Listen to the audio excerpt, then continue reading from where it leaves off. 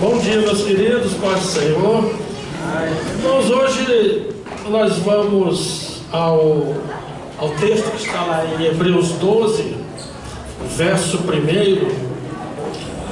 e vamos também ter uma passagem auxiliar que está em 1 Coríntios 9. Então, se eu puder manter aí separado esses dois textos, a gente vai visitar eles nessa manhã. Então, o primeiro texto, Hebreus 12, verso 1, e o segundo, 1 Coríntios 9, na altura do verso 26 ao 27. Mas eu quero começar lendo aqui Gálatas 5, verso 7, que tem tudo a ver com o tema dessa manhã. Gálatas 5, 7 diz assim: vocês corriam bem, quem vos impediu para que não obedeçais à verdade? Aí quando chega em 1 Coríntios 9, Paulo segue dizendo: assim corro também eu, não sem meta, assim luto, não como desferindo golpes no ar, mas esmurro meu corpo e o reduzo à escravidão, para que, tendo pregado a outros, não venha eu mesmo a ser desqualificado. Hebreus 12, 1. Portanto, no caso aqui é uma conclusão, né? Portanto, também nós, aqui Paulo já falando como igreja, não dele mesmo, mas incluindo ele e toda a igreja. Portanto, também nós, visto que temos a rodear-nos tão grande nuvem de testemunhas, desembaraçando-nos de todo peso e de todo pecado, que tenazmente nos assedia, corramos com perseverança a carreira que nos está proposta.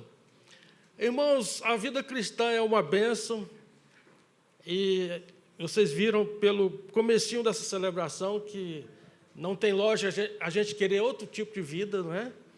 Mas tem uma coisinha, a vida cristã é uma corrida.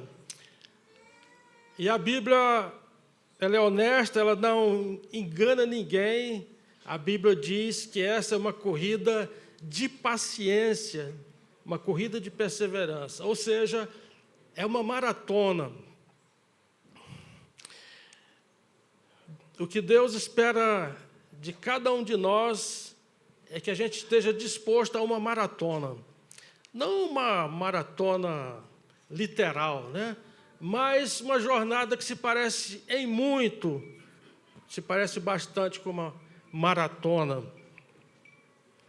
Então, nessa manhã, eu quero, nesse tempo que nós temos aqui disponível, trazer alguns aspectos fundamentais, alguns pressupostos dessa corrida, que todos vocês conhecem, mas que nós precisamos estar fazendo memória deles e reafirmando no nosso coração, porque disso depende a nossa alma.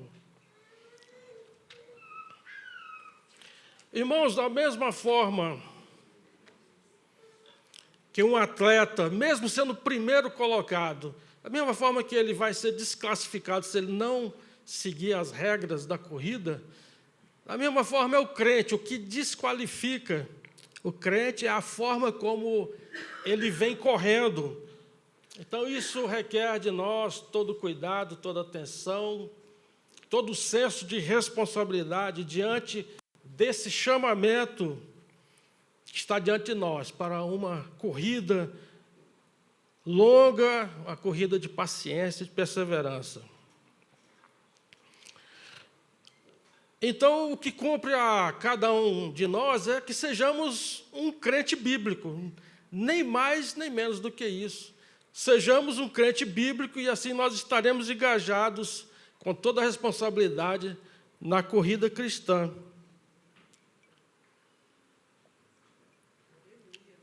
Mas quando a gente olha, irmãos, para a lei do Senhor, a gente vê que ninguém consegue cumprir a lei, não é? Um exemplo básico disso está lá escrito em Êxodo 20, verso 16: não levantarás falso testemunho contra o teu irmão. Um exemplozinho básico. Será que nós, toda vez que nos referimos a uma pessoa, nós estamos sendo 100% certos e isentos de qualquer dolo. Então, veja, irmãos, como é sensível a lei do Senhor, não é? E é justamente por isso que nós precisamos de Cristo nessa corrida. Nós fracassaremos miseravelmente se não estivermos em Cristo, escondidos na força, na capacidade, na obra de Cristo. É interessante o que Paulo vem dizendo em 1 Coríntios 1, verso 2.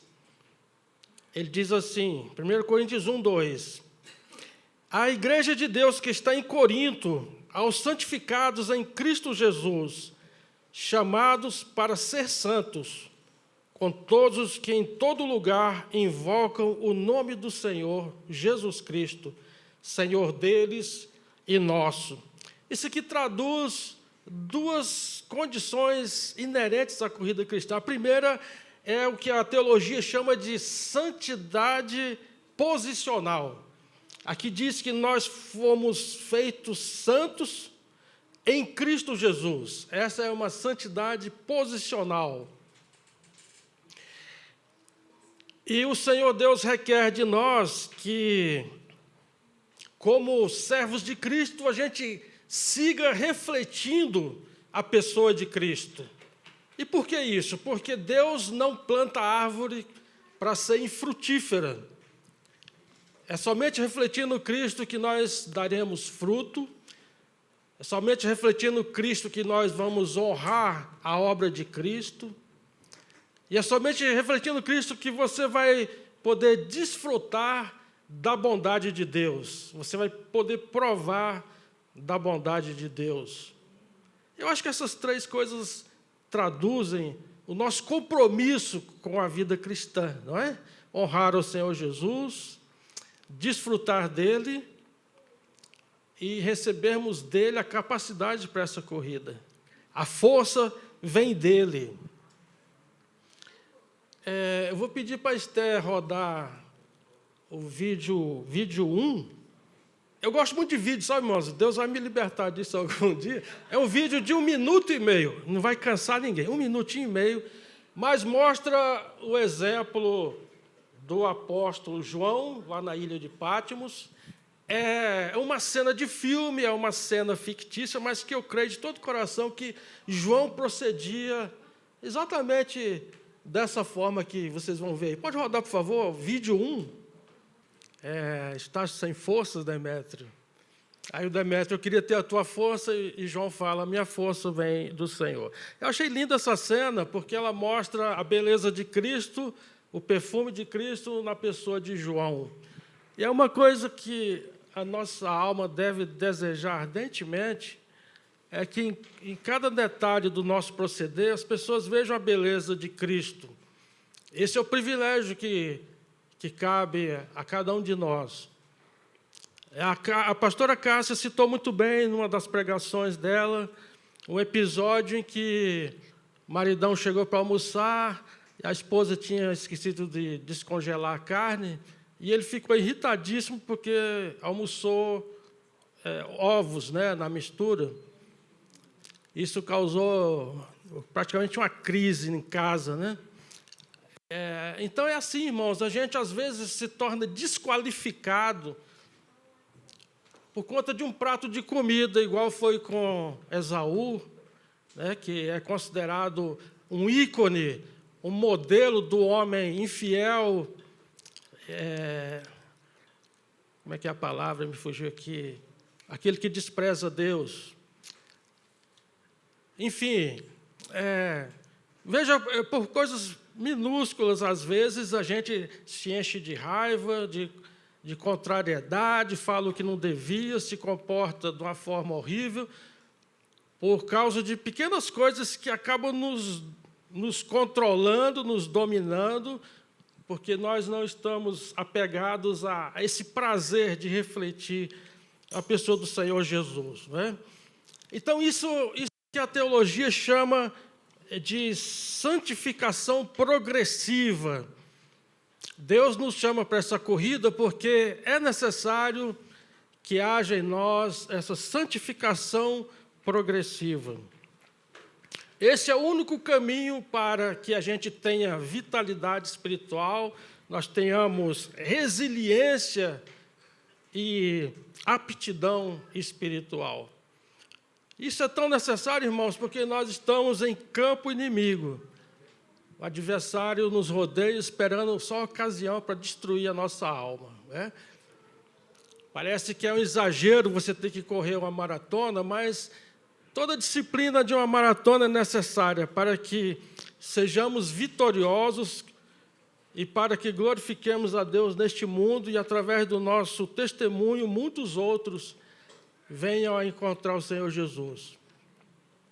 Então, o nosso chamado é para servirmos ao Senhor e uns aos outros, e não para um concurso de vaidades pessoais. Eu coloquei aqui, porque o aspecto de ouro da nossa santidade posicional é que isso nos desobriga, isso torna desnecessário a gente correr essa corrida uns contra os outros, em busca da primeira posição. Porque, na verdade, todos nós já temos a mesma posição em Cristo. Ou seja, todos nós somos santos. Na igreja do Senhor não existem vaidades pessoais, não devem existir vaidades pessoais. A nossa única vaidade, vamos dizer assim, é o Senhor Jesus. Nele nós nos gloriamos, nele nós nos alegramos. Então, essa é a característica peculiar da corrida, porque existem os dois extremos, né? A gente vê aquela pessoa que, para fugir das responsabilidades da vida cristã, ele fala assim, eu tenho aqui a minha fé. Você vai pregar para ele, e ele fala assim, não, eu já tenho a minha fé, se esquivando da necessidade de render-se integralmente ao Senhor, né? E tem o outro extremo, que são as pessoas que vão para o Evangelho para obter projeção pessoal, benefícios e vantagens pessoais. Mas a corrida dos santos é uma corrida olhando exclusivamente para o Senhor Jesus. E Paulo até expressou esse sentimento lá em 2 Coríntios 11, verso 2, quando ele fala assim, irmãos, eu tenho o zelo de Deus por vós, mas eu temo que, assim como o diabo enganou a Eva com a sua astúcia, ele também corrompa a vossa mente e vocês se afastem da simplicidade e da pureza devidas a Cristo. É quão importante esses dois aspectos, né? A simplicidade e a pureza devidas a Cristo. Tanto é que, quando eu li aqui em Gálatas, vocês corriam bem, quem vos impediu para que não obedeçais à verdade? Essa pergunta de Paulo aqui é a pergunta que a gente normalmente se faz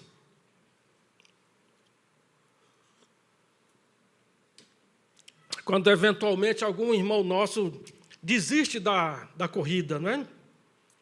A gente fala exatamente assim, ele estava correndo bem, o que será que aconteceu para que ele largasse mão dessa forma? O que aconteceu é que o diabo, a serpente, corrompeu o entendimento, corrompeu a mente e afastou essa pessoa da simplicidade e da pureza devidas a Cristo.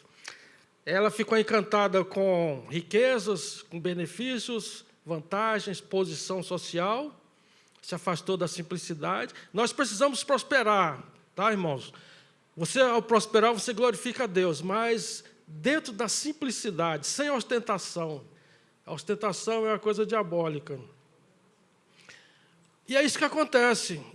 A serpente corrompe o entendimento da pessoa e ela se afasta da simplicidade e da pureza devidas a Cristo, né? Por conta de alcançar todas aquelas bolhas de sabão, né, a vaidade do mundo, ele se afasta da pureza de Cristo, ele negocia sua fé e então se corrompe. São coisas básicas, irmãos, mas que depende da nossa alma dessas coisas, sabe? E eu quero, assim, de uma forma mais didática, me restringir aqui a falar dos 3 significados do que é a verdadeira vida cristã. Porque, como eu vinha dizendo, irmãos, o nosso chamado, ele é simplesmente para servirmos ao Senhor e uns aos outros, corrermos a carreira, guardarmos a fé e sermos fiéis até o fim. Essa é a corrida cristã, é simples. É difícil, mas é simples. Né? Todo mundo entende. E aí Paulo, quando ele completa a sua carreira, ele diz exatamente isso. 2 Timóteo 4,7. Eu combati o bom combate, eu completei a carreira, eu guardei a fé. Essa é a glória de Paulo, nas suas últimas palavras. Então vamos ver cada um desses três elementos, né, a carga de significado, de ensino que tem para a nossa vida. Combati o bom combate. Lá no original grego, essa palavra carreira, corrida, vem do grego agon. Eu não sou entendido de grego, não sei nada de grego, mas qualquer um de nós pode ter acesso ao significado das palavras no grego, entrando lá na internet, na Bíblia interlinear. Bíblia interlinear. Tá? Você bota lá o versículo, e ela vai te dar o significado de cada palavra no grego, quantas ocorrências aquela palavra aparece na Bíblia, tudinho, tudo mastigadinho. Tá? Então, lá diz que carreira, corrida, vem do grego agon, de onde vem a palavra agonia. Irmãos, durante o tempo do exército, eu fui corredor, eu era maratonista, eu fazia corrida rústica, que chama, é uma corrida com todo o fardamento, inclusive coturno, com fuzil, com mochila, com tudo. E era uma corrida pequena, só 10 quilômetros. Eu acho que eu conseguia porque eu pesava 55 quilos, né? Era mais fácil. Mas eu experimentava isso, irmãos. Na hora de uma corrida, tudo no seu corpo pede para você parar. Entra em colapso, sabe? Tudo manda você parar. E acho que é por isso que Paulo compara a jornada cristã com uma corrida. Essa palavra agon, ela tem 6 ocorrências no Novo Testamento e todas elas se referindo à ideia de combate, de luta. E, logicamente, uma luta que não está na nossa capacidade ou atributos, né, de inteligência e qualquer outra coisa. Jesus disse lá em João 15,5, sem mim nada podeis fazer, a não ser fracassar. Não é?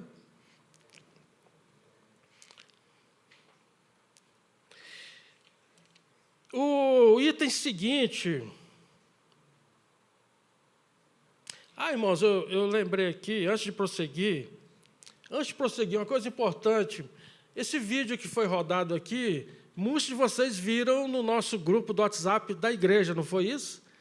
Ele foi divulgado no grupo do WhatsApp, com a mensagenzinha para a nossa meditação. E eu quero convidar vocês, quem ainda não é do grupo, inscreva-se no grupo do WhatsApp da igreja, porque isso é o que a Bíblia chama de meio de graça. Né? Deus providencia meios de graça, meios pelos quais a sua graça é dispensada a nós. Né? Eu sei que é bastante inconveniente a gente estar saturado de WhatsApp, isso é prejudicial, né? Mas tome esse convite como um meio de graça para a sua vida, porque nós temos sido muito edificados, inclusive o vídeo da pastora Cássia foi tremendo, né?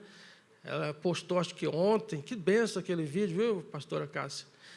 Então, fica esse convite, inscreva-se no grupo do WhatsApp da igreja, que você vai ser muito abençoado. Vamos lá, completei a carreira.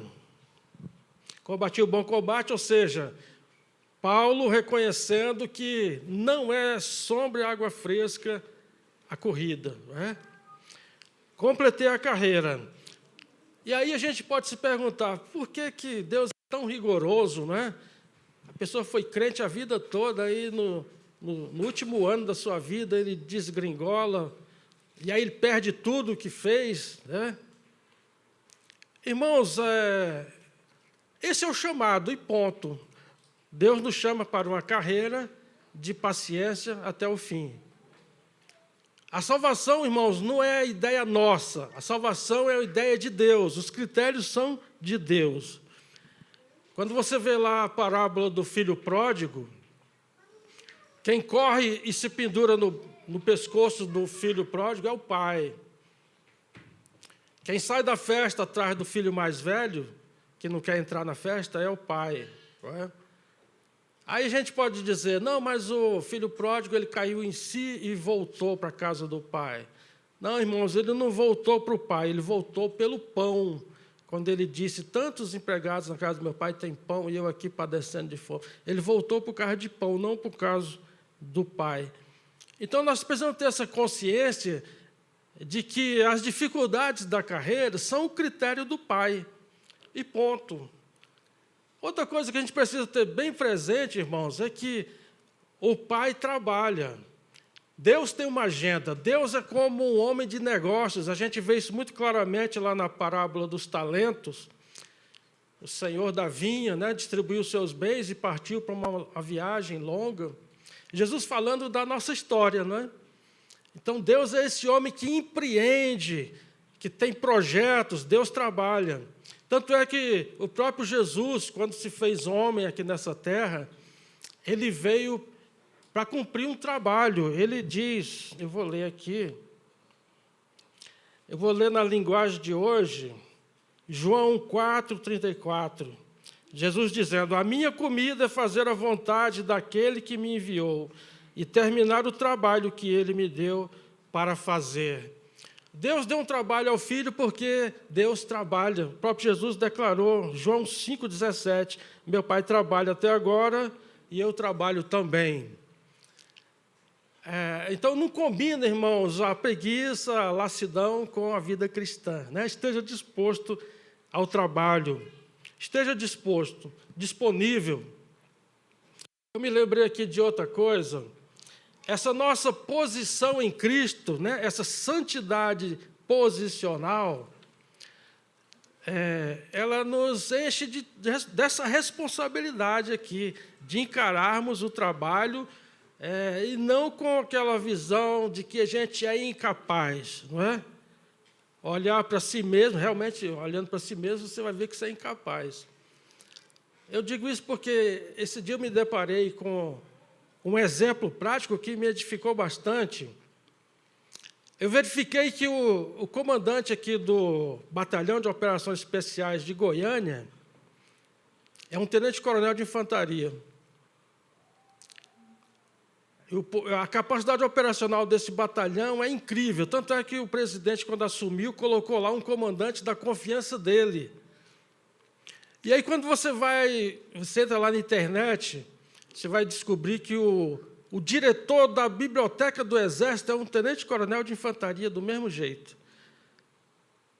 Aí você vai verificar também que o chefe do arquivo do Exército é um tenente-coronel de infantaria, do mesmo jeito. E aí você vai ver também que o diretor do Instituto General Cordeiro de Farias, que, na verdade, é a gráfica do Exército, tudo que o Exército imprime sai de lá, ele é um tenente-coronel de infantaria. Então, irmãos, vejam, todos eles, perante o Exército, têm a mesma honra, a mesma dignidade e a mesma responsabilidade de estarem preparados para uma missão no terreno, uma missão de guerra. Não é? Então, quando o Senhor chega para o pastor Daniel, para a nossa liderança, e diz no coração deles, separa para mim o irmão tal, para desenvolver um trabalho ali, em tal situação, é porque o Senhor reconhece que todos nós, posicionalmente, somos príncipes, não é? Somos príncipes diante de Deus. Tá? Quando você se desqualifica, quando você se permite chegar ao final da sua vida desqualificado diante de Deus, você está abrindo mão de ser príncipe, abrindo mão de reinar, porque o propósito de Deus, desde o início, é reinar conosco. Tá? A gente está muito longe de entender a grandeza das coisas que Deus tem reservado para nós. Vamos adiante. Então, Paulo, quando diz completei a carreira, não é porque Deus é é malvado, ele quer que você corra uma maratona e se lasque todo. Não, é porque Deus é assim, Deus trabalha, Deus tem propósito, e Deus está trabalhando em nós, Deus tem planos para nós. Por isso você precisa completar essa carreira, porque em completando a carreira você vai dar testemunho do que Deus faz, das belezas de Deus, do poder de Deus. O poder de Deus só vai se manifestar para aqueles que estão na carreira, né? Eu tiro pela minha experiência cristã, todas as dificuldades que eu tive, os momentos mais negros da minha vida, mais complicados, né? Foram os momentos em que Deus mais manifestou graça, bondade, até milagres, milagres. Guardei a fé. Guardar a fé, irmãos, é imprescindível. Significa que você não vai se corromper na corrida. Guardar a fé é se manter confiante em Deus, não colocar sua confiança nas ilusões do adversário. Apocalipse 3,11, eis que venho sem demora, guarda o que tens, para que ninguém tome a tua coroa. Aqui nessa passagem, eu escolhi essa passagem aqui, irmãos, porque aqui está implícito o fator crucial para você guardar a fé. Além de estar em Cristo, né? Lógico, mas é um fator, irmãos, que só depende de você, tá? Abaixo de Cristo, só depende de você, esse fator que vai levar você a guardar a fé. E esse fator é a motivação. Motivação. Sem motivação, você vai deixar de fazer até as coisas mais importantes. Aquelas coisas que você julga mais importantes na sua vida, você vai deixar de fazer essas coisas se você não tiver motivação. Isso acontece no nosso relacionamento com o cônjuge, relacionamento com os pais, com os filhos. Acontece em diversas áreas da nossa vida. No cuidado com a saúde, né? E assim vai. A gente sabe que aquilo é super importante, mas a gente não faz, porque falta o fator crucial, que é a motivação. É a motivação que faz um velhinho, um senhorzinho de 79 anos completar uma maratona. E é também a motivação que faz com que um jovem de 20 anos não consiga se arrastar até a padaria da esquina para comprar o pão. E isso não é exagero, eu encontrei na internet que aquele médico Drauzio Varela, muito conhecido na Globo, né? Ele, aos seus 79 anos, ele completou a maratona de Londres no ano de 2022. É claro, irmãos, que ninguém do dia para a noite, de uma hora para outra, fala, amanhã eu vou correr uma maratona. Não é? Ninguém é doido. O nosso organismo não foi feito para esses esforços estúpidos como a maratona. Eu diria que 10 quilômetros já é um esforço estúpido para o nosso organismo se você não está preparado. Para correr uma maratona, você precisa mudar hábitos de vida, alimentação, você tem que, inclusive, treinar, tem que ter muito treino, né? E, como eu disse, eu fui corredor, e os corredores, eles treinam com o mesmo tênis, com a mesma roupa, com tudo igualzinho o dia da prova. Porque senão não é treino. Cada treino é um laboratório, você vai fazendo medições, né?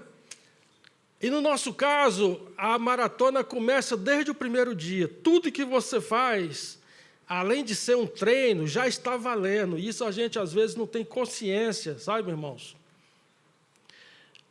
O crente que não está correndo igualzinho no dia D, igual o atleta, quando chega o dia mau, ele não está pronto para o dia mau, porque ele não correu como se fosse, não correu com essa consciência de que já está valendo. Sabe? Isso é uma coisa sutil na nossa vida e a gente precisa meditar. Quando você deixa de ir na célula, deixa de atender qualquer meio de graça que Deus está abrindo diante de você, você está depositando uma pá de cal na sua motivação. Isso não é palavra minha, é do pastor Irã, né? Não é palavra minha, não. Ele esteve aqui e falou exatamente isso. Toda vez que você fica esperando sentir para se mover. Eu não fui porque eu não senti, né? Toda vez que você faz isso, você está lançando uma pá de cal na sua motivação. O atleta, o maratonista, ele tem, inclusive, um plano mental, o que eles chamam de plano mental. Né? Quando ele alcança os 10 quilômetros, na mente dele, ele já tem um pensamento de como ele vai prosseguir. Inclusive, os livros especializados, irmãos, de corrida, falam que eles são unânimes em dizer que a nobreza do maratonista é chegar ao quilômetro 30, porque a maratona são 42 quilômetros, não é? A nobreza do maratonista é chegar ao quilômetro 30 com a mesma motivação que ele tinha na hora da largada. Essa é a nobreza do maratonista. Eu digo isso, irmãos, com muita seriedade, porque nós temos largado mão de inúmeros meios de graça que Deus tem colocado diante de nós, semana após semana, porque Deus sabe que nós precisamos de motivação. No texto de Hebreus 12, o apóstolo Paulo ele começa exatamente assim: portanto nós, ou seja, se referindo ao capítulo 11, onde ele vem descrevendo os heróis da fé, não é? Portanto, nós também, nos desfazendo de todo o peso e pecado, corramos com perseverança, não é? Então, quando o apóstolo Paulo vem mostrar para a igreja aquilo que Deus requer de nós, ele inicia motivando, ele inicia dizendo, olhem lá para trás, o testemunho da fé que eles tiveram, pessoas como nós. Irmãos, nós não canonizamos pessoas, tá? Entre nós não existem supercrentes, crentes mais capazes do que os outros.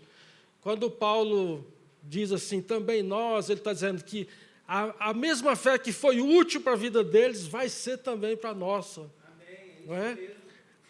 E, inclusive, irmãos, eu quero lançar aqui um convite, enquanto eu estou me lembrando. Se eu não me engano, no último encontro nacional, encontrei lá o pastor Mauri. Vocês sabem, ele é muito amigo do pastor Edson Bruno, né? Aquele locutor de rádio que tem aquela vozona, né? Vocês lembram? Ele esteve lá, inclusive, não sei se foi nesse encontro ou no anterior. E eles são muito parceiros, eles fazem um programa de rádio juntos. E o pastor Mauri me falou que o pastor Edson Bruno, ele diariamente, ele coloca uma pequena reflexão sobre a atitude de nobreza e de graça e de unção que tiveram esses homens do Hebreus 11. Tanto é que o programa deles se chama Hebreus 11. Irmãos, eu passei a acompanhar, mas que coisa tremenda, sabe? Ele vai naqueles detalhezinhos, tipo esse detalhezinho do ovo em vez da carne, esse detalhezinho assim da vida desses homens, sabe? E como aquilo está sendo edificante para mim. Eu estou aqui com a ideia, irmãos, de compartilhar com vocês no grupo do WhatsApp. Eu acho que dia sim, dia não, porque eu acho que você precisa de pelo menos um dia para processar aquele ensino no seu interior, sabe? Porque a única palavra que vai fazer efeito na sua vida é aquela que estiver sendo processada no seu coração. Aquela que estiver sendo parte da sua meditação diária, né? Então, você que não está no grupo do WhatsApp, você vai perder, porque são tremendos, irmãos. São videozinhos de 10 minutos, até menos às vezes, mas com conteúdos de tanta beleza espiritual, sabe? Coisas que a gente lê assim no Hebreus 11. Por exemplo, quando Hebreus 11 fala de Moisés, a gente não volta lá no Êxodo para ver os detalhes da vida que teve Moisés, né? Mas quando você entra no detalhe com a lente de aumento, você fica encantado. Muito bem. Então, irmãos, motivação, nós precisamos disso. Não é oba-oba, tá? Motivação não é oba-oba. Motivação é uma disciplina espiritual que nós devemos ter. Eu coloquei aqui, correr sem motivação nos coloca às avessas da palavra de Deus e também à mercê das frustrações. Frustrações, irmãos. O caminho da santidade é repleto de frustrações. O pastor Daniel até me disse uma vez, a gente ser santo é ser passado para trás, né? É ser enganado. O apóstolo Paulo, irmãos, quando ele citou essa passagem de 2 Timóteo 4:7, né? Completei a carreira, guardei a fé. Nesse mesmo texto, quando a gente desce um pouquinho, lá na altura do verso 16, mais ou menos, deixa eu ver aqui, ele cita que todos o abandonaram. Ele fala assim, na minha primeira defesa, ninguém compareceu, todos me abandonaram. E aí ele fala assim, que Deus não tenha isso em conta na vida deles, né? Ele fala isso com liberdade de alma, eu não quero nenhum mal para esses irmãos que me abandonaram, né?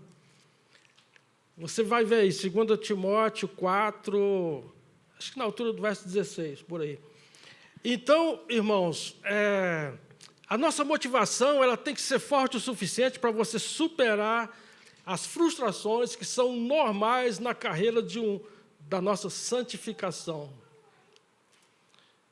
É interessante quando você vai lá em Romanos 16. Romanos 16 é um capítulo de saudações. Paulo saudando os irmãos de Roma.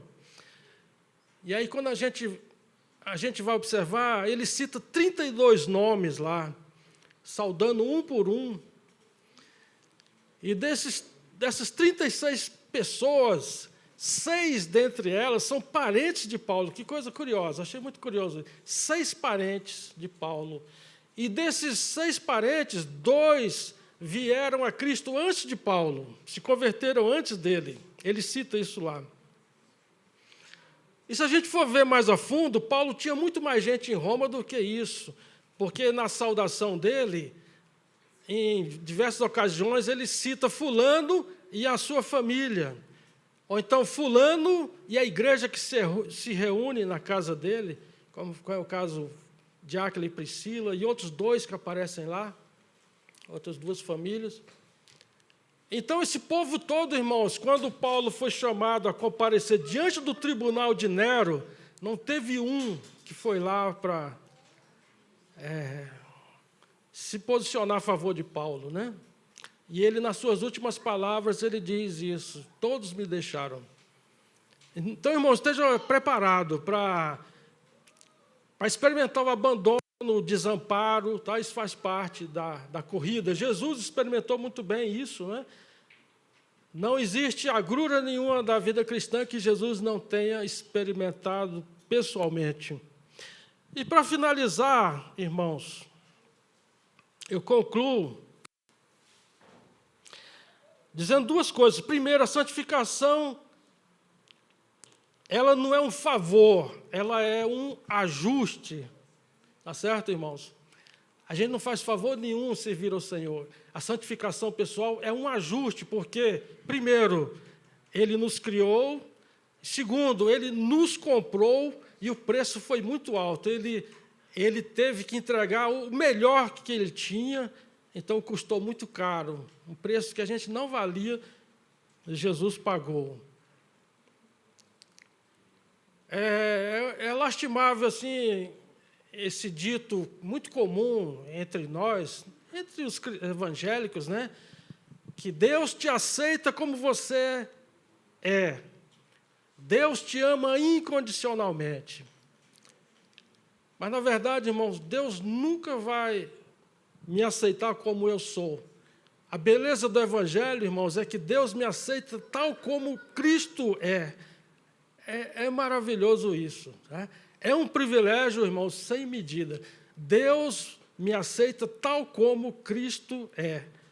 E a gente precisa honrar essa posição que Cristo nos confere diante de Deus. Então, a santificação não é favor nenhum. É um ajuste, é justiça, é a justiça de Deus, é andar diante do Senhor. A segunda coisa, para concluir, nós estamos competindo no campo do adversário, no campo do vilão. Existe um jogo sendo jogado e o prêmio é a sua alma. Nós precisamos estar conscientes disso. O vilão está jogando o jogo pela sua alma. E somente estando guardados em Cristo, nós temos a garantia plena de que o vilão não terá chance de ganhar a partida. E eu encontrei um videozinho também, irmãos, 1 minuto e meio. Encontrei na internet, por acaso, uma meditação verdadeira, não é ilustração, não é criação, não. Verdadeira, acerca de uma pintura que estava no Museu do Louvre, lá em Paris, que traduz uma partida de xadrez entre o diabo e um jovem. Tá? Uma pintura que existe de fato. Essa pintura ela não é propriamente do museu. Eu descobri que lá no Louvre eles aceitam exposições periódicas, temporárias, de colecionadores que querem expor suas obras. Então, essa obra ela é de um colecionador particular, mas que em determinado dia estava exposta no Louvre, e um jogador profissional de xadrez olhou para essa figura e viu algo tremendo ali, que para nós é bastante edificador. Eu quero rodar o vídeo, por favor, o vídeo 2, Esther. Aqui a grande lição é que Jesus, a nossa força, a nossa capacidade, né? Citado lá em Isaías 53 como o braço do Senhor, o nosso libertador, o nosso campeão. Jesus é o campeão que pode nos levar à vitória final contra o inimigo da nossa alma, contra o vilão, né, da nossa alma. Então, irmãos, não abra mão, viu, irmãos, de conhecer mais profundamente a pessoa de Jesus, a obra de Cristo, a dignidade, o louvor que Ele merece, o esforço que Ele merece, sabe, irmãos? A gente aprende todo domingo, muita coisa linda aqui na celebração, mas esteja minerando com toda intensidade, conhecer a Deus, a Jesus, a nobreza do nosso chamado, a riqueza de sermos igreja e o que está reservado para a igreja, coisas tremendas.